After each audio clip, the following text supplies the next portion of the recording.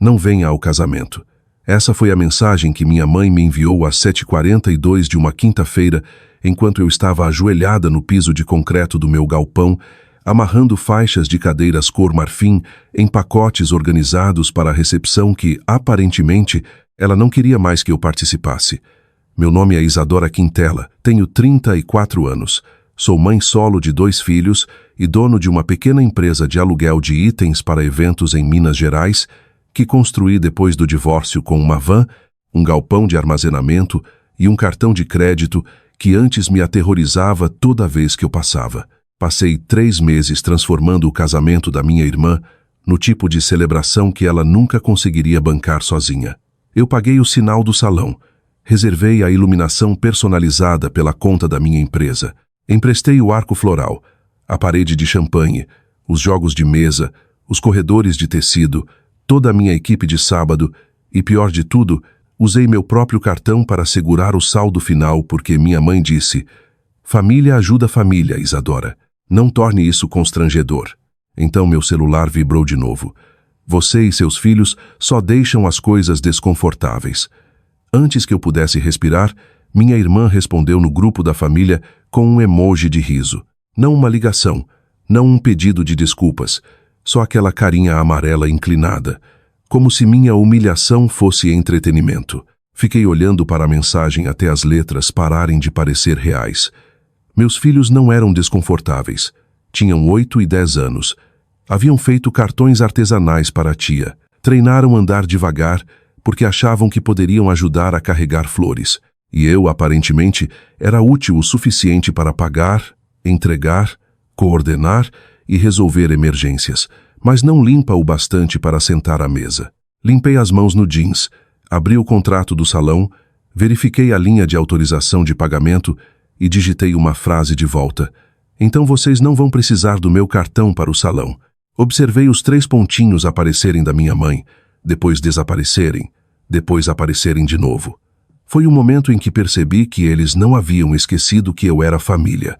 Simplesmente lembraram que eu era quem pagava. Antes de contar o que aconteceu depois que retirei o cartão, os aluguéis, a equipe e todo o favor que eles achavam que possuíam, me diga: que horas são aí agora e de onde você está lendo? Estou curiosa para ver até onde esta história vai viajar. Por 10 minutos inteiros, ninguém no grupo disse uma palavra.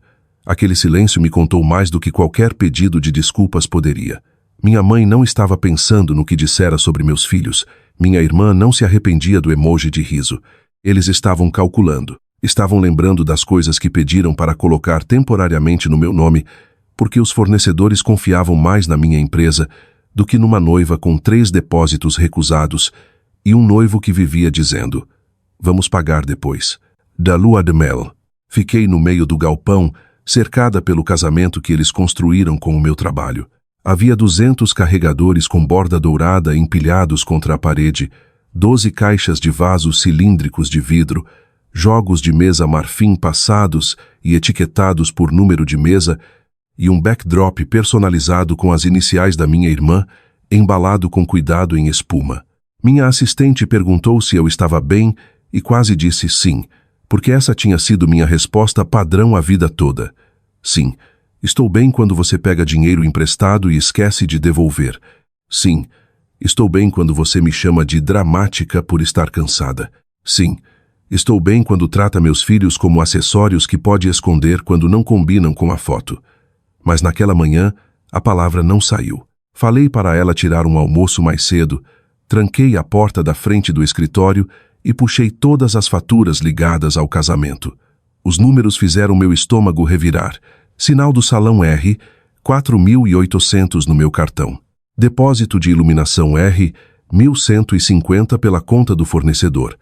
Taxa de lavagem de linho dispensada por causa da minha empresa. Entrega de móveis cortesia porque troquei favores com outro pequeno empresário. Arco floral, parede de champanhe, mesa do bolo, suportes de sinalização, velas do corredor, estação do livro de visitas e 2 funcionários para montagem. Tudo meu. Minha irmã chamara de ajuda familiar. Minha mãe chamara de generosidade. Olhando para a planilha, finalmente chamei do que era. Exploração com um vestido branco por cima. Então meu celular tocou. Era minha mãe. Deixei tocar. Depois minha irmã. Deixei tocar também. Depois minha mãe de novo. Depois uma mensagem. Isadora, não seja mesquinha. Você sabe o que eu quis dizer. Aquela frase quase me fez rir, por que não? Eu não sabia o que ela quis dizer, a menos que quisesse dizer que meu dinheiro era bem-vindo. Mas meus filhos não. Tirei print da mensagem original, do emoji de riso e de todas as mensagens que vieram depois. Não porque quisesse expor eles na internet. Não sou esse tipo de pessoa. Tirei prints porque pessoas como minha família reescrevem a história mais rápido do que escrevem bilhetes de agradecimento. Ao meio-dia, minha melhor amiga, Clara Mendes, passou no galpão com café gelado e o olhar de quem já sabia que estava ruim. Entreguei meu celular. Ela leu a mensagem 2 vezes. Depois olhou para mim e disse: Isadora, por favor me diga que você ainda não vai entregar esse casamento. Falei que não sabia. Era honesto. Uma parte de mim ainda ouvia a voz da minha mãe da infância, me chamando de egoísta toda vez que eu dizia não. Outra parte imaginava minha filha perguntando por que a vovó não queria a gente lá. Essa segunda parte era mais forte. Clara colocou o celular na mesa com cuidado. Eles não só te desconvocaram. Desconvidaram seus filhos depois de usar seu dinheiro. Há uma diferença entre vingança e recusar financiar o próprio desrespeito. Aquela frase caiu pesado. Recusar financiar o próprio desrespeito. Repeti na cabeça enquanto abria o e-mail da empresa e procurava o nome da minha irmã. Todo contrato tinha cláusula de cancelamento. Toda autorização de cartão tinha minha assinatura. Todo desconto tinha sido dado por causa da minha reputação, não dela. E de repente, pela primeira vez em anos, não me senti presa. Me senti acordada. Mandei uma mensagem calma para minha mãe. Preciso que você confirme por escrito que não estou convidada e que meus filhos não são bem-vindos. Ela respondeu em menos de 1 minuto. Sim, é melhor assim. Por favor, não transforme o dia da Valéria em algo sobre você. Clara fechou os olhos como se tivesse levado um tapa. Salvei a mensagem, encaminhei para o e-mail da empresa e abri o primeiro portal de fornecedor. Você já foi tratado como o problema por pessoas que só te ligam quando precisam de solução? Porque aquele foi o dia em que finalmente entendi. Às vezes a coisa mais poderosa que você pode fazer é parar de resolver. A primeira ligação que fiz não foi para minha mãe. Isso teria sido inútil. Minha mãe conseguia transformar uma nota de supermercado em viagem de culpa se quisesse, e eu não tinha interesse em dar microfone para ela. Liguei para a coordenadora do salão, uma mulher chamada Helena, que havia trabalhado comigo em 6 eventos anteriores, e sabia exatamente como eu era cuidadosa com contratos. Quando ela atendeu, mantive a voz profissional. Oi, Helena. Aqui é Isadora Quintela da Quintela Eventos. Preciso remover a autorização do meu cartão do casamento Valéria Mendes marcado para sábado. Houve uma pausa. Houve cliques de teclado. Depois o tom dela mudou. Isadora, seu cartão é o que está segurando o saldo final do salão e o depósito de danos. Eu sei, falei. Por favor, remova. Outra pausa. Você quer transferir a autorização para a noiva? Sim. Envie todos os pedidos de pagamento futuros diretamente para a noiva ou para o contato de emergência listado. Eu sentia o pulso na garganta, mas a voz permaneceu firme. Helena baixou o tom. Está tudo bem? Olhei para o print no laptop. Não venha ao casamento. Você e seus filhos só deixam as coisas desconfortáveis. Não, respondi, mas minha empresa não vai mais ser financeiramente responsável por um evento que me disseram explicitamente para não comparecer. Helena não fez outra pergunta pessoal depois disso. Profissionais entendem limites melhor que famílias, às vezes. Ela explicou que se um cartão válido não fosse colocado até às 17h, o salão poderia cancelar o acesso, liberar a equipe e reter parte do depósito. Como o contrato ainda estava no nome da minha irmã, mas o bloqueio financeiro era meu, eu tinha o direito de retirar meu cartão antes do processamento final. Agradeci e pedi que enviasse confirmação por e-mail. Depois liguei para o fornecedor de iluminação, depois para a lavanderia de linho, depois para o parceiro de entrega de móveis, depois para minha própria equipe de fim de semana. Não gritei, não insultei ninguém. Simplesmente usei o mesmo sistema que me tornara útil para eles. Papelada. Às 14h30 chegou a primeira confirmação. Cartão removido. Às 14h40, e 7 desconto de iluminação retirado. Às 15h05, equipe de entrega cancelada pendente novo pagamento. Às 15h18, arco floral e parede de champanhe marcados como indisponíveis para uso familiar privado. Às 15h42, enviei fatura revisada para minha irmã pelos itens de aluguel que ela assumira serem grátis. R. 6.380 devidos antes da retirada. Sem pagamento, sem equipamentos. Às 16h11, minha mãe finalmente parou de mandar mensagem e começou a ligar como se a casa estivesse pegando fogo. Deixei cair na caixa postal. Depois minha irmã ligou, depois o noivo dela, depois um número que não reconheci, depois minha mãe de novo. Às 16h36 o grupo explodiu. "O que você fez?" escreveu minha irmã. Minha mãe seguiu com Isadora. "Me liga agora. O salão diz que não tem método de pagamento." Fiquei olhando para a tela, esperando que pelo menos uma pessoa dissesse: "Não devíamos ter falado isso sobre seus filhos." Ninguém disse. Nenhuma. Minha irmã escreveu: "Você vai mesmo estragar meu casamento por causa de uma mensagem?" Foi quando finalmente respondi: "Não, estou recusando pagar por um casamento que me disseram para não comparecer." As bolhas de digitação enlouqueceram. Minha mãe escreveu: "Isso é cruel." Quase respondi, mas Clara, que ainda estava sentada à minha frente, balançou a cabeça. "Não discuta com pessoas que só ficam chateadas quando as consequências chegam." Então virei o celular para baixo. Às 17h03, Helena me enviou e-mail confirmando que meu cartão fora removido e a noiva fora notificada. Às 17h19, minha irmã mandou mensagem privada: "Você sabe que não conseguimos pagar tudo isso hoje." Fiquei olhando aquelas palavras por muito tempo. Não conseguimos pagar. Não desculpa. Não eu te machuquei. Não nunca devia ter zombado dos seus filhos. Só não conseguimos pagar. E ali estava. A verdade por baixo de toda a renda, velas e discursos.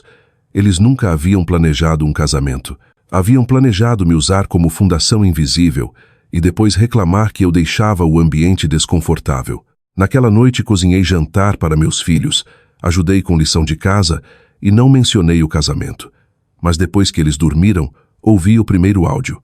A voz da minha mãe estava afiada, não arrependida. "Isadora, você precisa parar com isso agora. Valéria está chorando. O salão está ameaçando cancelar o acesso. Você entende como isso é vergonhoso para nós?" Apaguei porque sim, eu entendia vergonha. Acabara de decidir que a minha não era mais de graça. Na manhã de sexta, o casamento começou a desabar em câmera lenta e cada peça que caía de algum jeito tinha meu nome.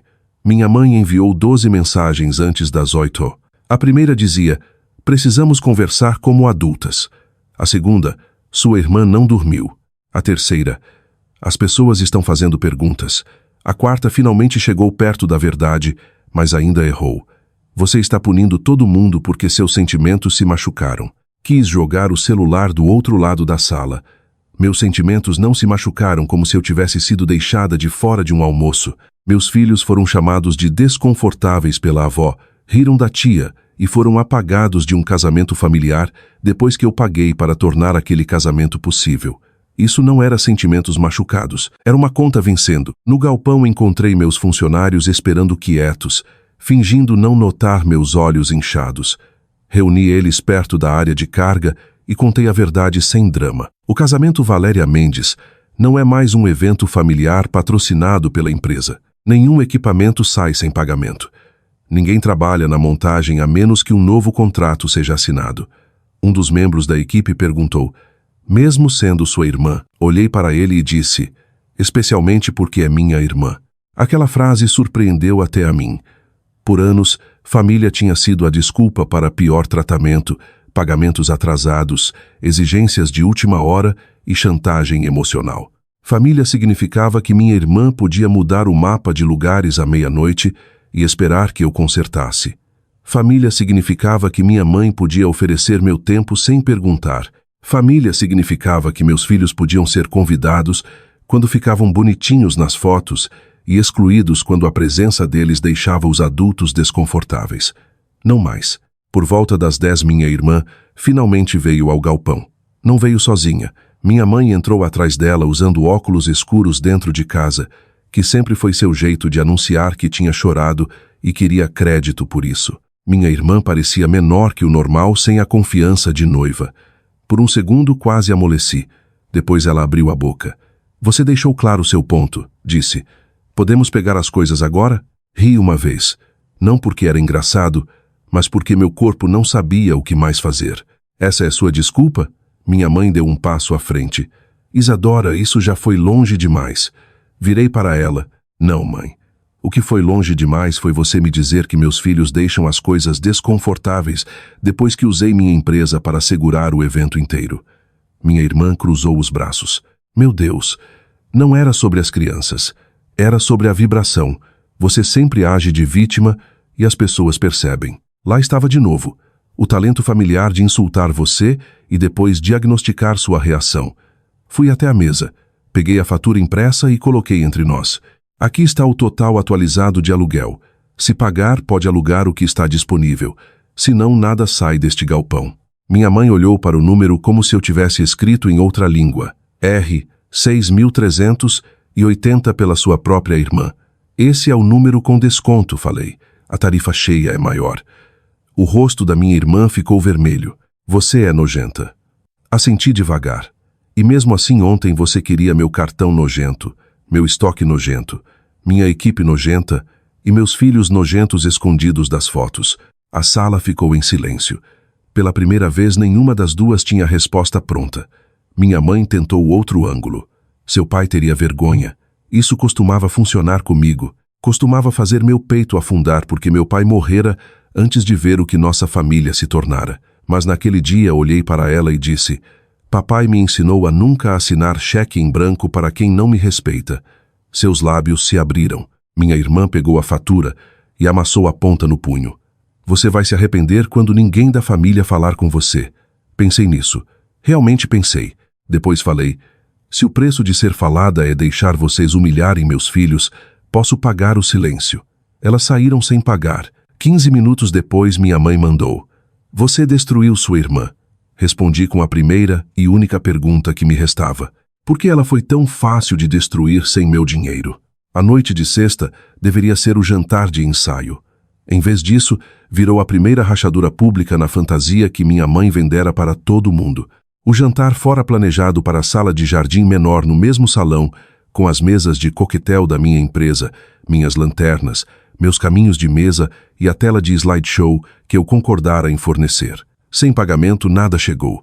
Sei porque às 18h12 minha prima me mandou uma foto. Mostrava 30 pessoas em pé numa sala quase vazia com cadeiras dobráveis encostadas na parede e uma única mesa de buffet de plástico no canto.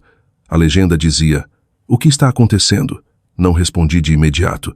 Depois outra prima mandou. Depois uma tia. Depois uma amiga de família mais velha que me conhecia desde os 9 anos.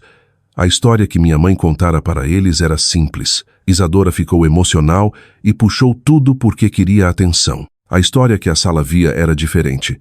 Não havia decoração, iluminação, mapa de lugares, placa de boas-vindas, nem saldo do salão pago para o dia seguinte. As pessoas podem ignorar crueldade quando é privada. Prestam atenção quando estraga a programação. Às 18h40 minha mãe ligou de novo. Dessa vez atendi, coloquei no viva voz e deixei no balcão da cozinha enquanto preparava lanches para o jogo de futebol dos meus filhos no fim de semana. Isadora, ela sibilou. As pessoas estão perguntando por que nada está montado. Diga a verdade. A verdade é que você está punindo sua irmã. Fechei devagar um saquinho de sanduíche. Não, a verdade é que você me disse para não ir. Disse que meus filhos deixam as coisas desconfortáveis e mesmo assim esperava que eu financiasse e fornecesse o evento. Ela ficou quieta o tempo suficiente para eu ouvir vozes atrás dela. Depois baixou o tom. Esse não é o lugar. Quase sorri. Claro que não era o lugar. O lugar tinha sido meu galpão onde ela podia me pressionar em privado. O lugar tinha sido meu quarto de infância onde ela podia me dizer que eu era sensível demais.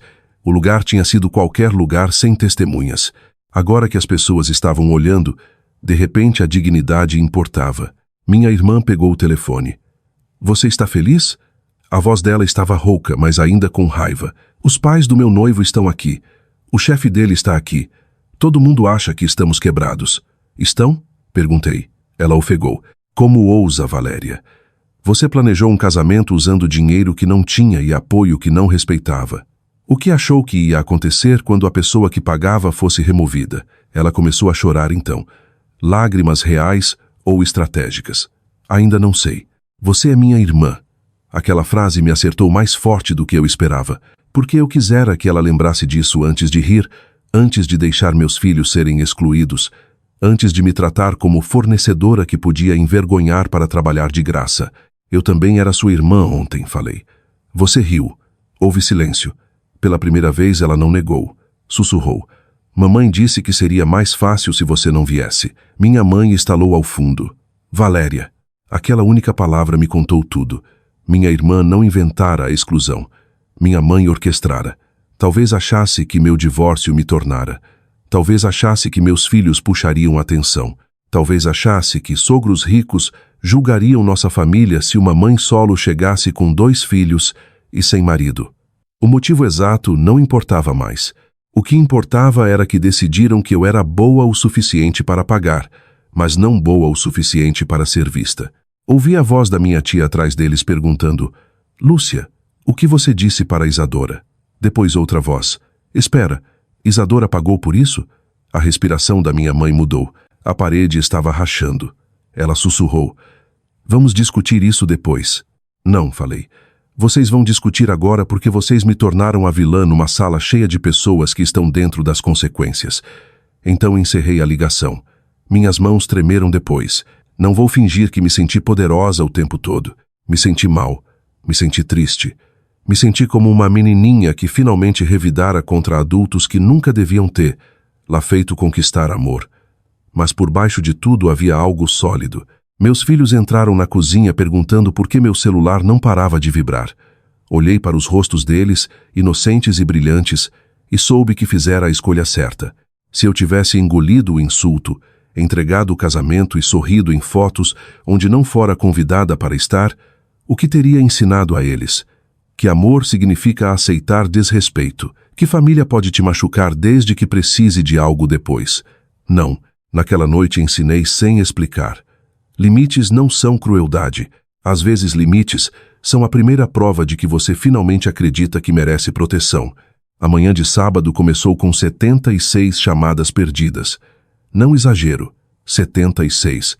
Meu celular parecia atacado. Minha mãe, minha irmã, o noivo da minha irmã, 2 primas, uma tia, a mãe do noivo e 3 números desconhecidos haviam ligado antes das 9. O casamento estava marcado para as 16. Até então o salão não recebera cartão substituto para o saldo final. O fornecedor de iluminação liberara a equipe para outro evento. A janela de entrega de móveis passara e o arco floral ainda estava trancado dentro do meu galpão, exatamente onde devia estar. Fiz panquecas para meus filhos. Pode parecer estranho, talvez até frio, mas foi a única coisa que me manteve ancorada. Despejei massa em círculos enquanto minha mãe deixava áudio dizendo: Isadora, por favor, precisamos do salão. Só coloque seu cartão de volta e consertamos tudo depois. Depois, aquela palavra carregara minha família por anos. Vamos te pagar depois. Vamos te agradecer depois. Vamos te incluir depois. Vamos te respeitar depois. Mas o depois nunca chegava a menos que eu forçasse. Às 10h17 Clara veio porque não queria que eu enfrentasse o dia sozinha. Trouxe café e sentou à mesa da cozinha, enquanto finalmente abri o grupo da família. Tinha virado um tribunal digital. Minha tia escrevera: Lúcia, você realmente disse para Isadora não vir? Uma prima escreveu: Por que os filhos dela foram excluídos? Alguém perguntou: Por que o cartão de Isadora estava no salão se ela não era convidada? Minha mãe continuava desviando. Minha irmã escreveu: Todo mundo pode parar? Esse é o dia do meu casamento. Então minha tia respondeu: Então talvez vocês devessem ter respeitado a pessoa que pagava por ele. Fiquei olhando aquela frase até os olhos arderem, não porque consertasse algo, mas porque alguém finalmente dissera onde todos podiam ver. Por volta do meio-dia, a mãe do noivo me ligou. Quase ignorei, mas Clara disse: Atende. Você não sabe que história contaram para ela. Então atendi. A voz dela estava tensa, mas educada. Isadora, desculpe incomodar. Estou tentando entender o que está acontecendo. Nos disseram que você cancelou tudo por ciúmes. Fechei os olhos. Ciúmes, claro. Uma mãe solo que construiu um negócio do nada devia ter ciúmes de uma irmã cujo casamento ela estava financiando. Falei, tenho prints. Mando se quiser a verdade. Ela pausou. Por favor, enviei a mensagem original. O emoji de riso, a confirmação da minha mãe de que meus filhos não eram bem-vindos e a fatura mostrando os aluguéis não pagos. 10 minutos depois ela ligou de volta. A voz mudara completamente. Sinto muito. Não fazia ideia. Contou que o lado do noivo já pagara buffet e fotógrafo, mas minha mãe insistira que a família dela cuidara do salão e decoração. Ninguém sabia que cuidara significava eu. Ninguém sabia que o mood board polido do casamento fora construído sobre trabalho não pago e pressão emocional.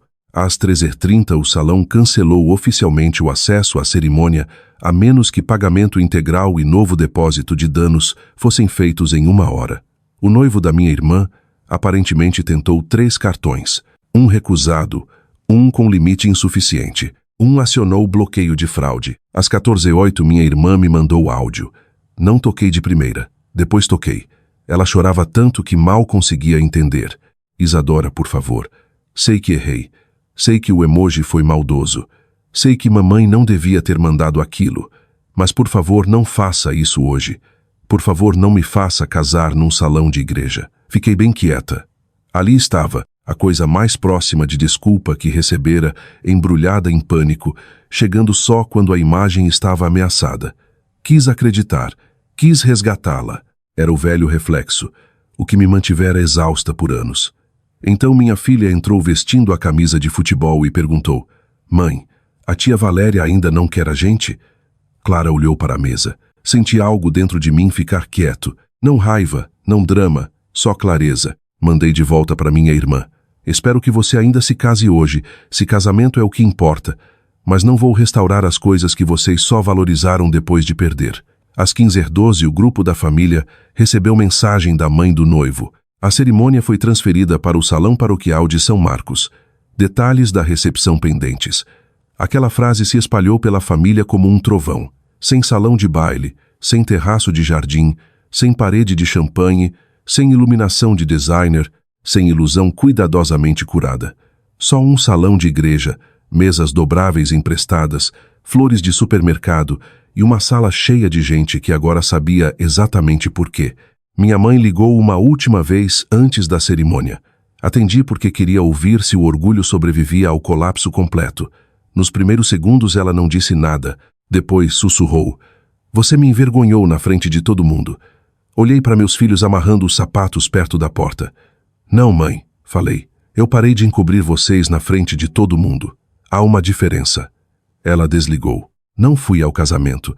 Levei meus filhos para o futebol, comprei sorvete depois e coloquei o celular no silencioso, enquanto eles brigavam por granulado como se o mundo não tivesse acabado de se abrir atrás de mim. A cada poucas horas mensagens passavam.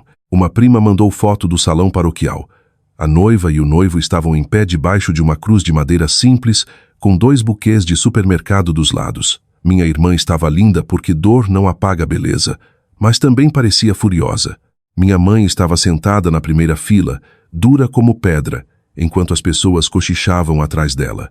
A recepção, se é que se pode chamar assim, aconteceu embaixo com toalhas de mesa emprestadas, bandejas de alumínio de comida e um alto-falante Bluetooth que alguém trouxera do carro.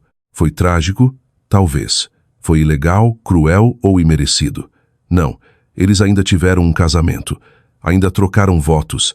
Ainda tiveram família presente. O que perderam foi a fantasia que tentaram me fazer pagar depois de me remover dela.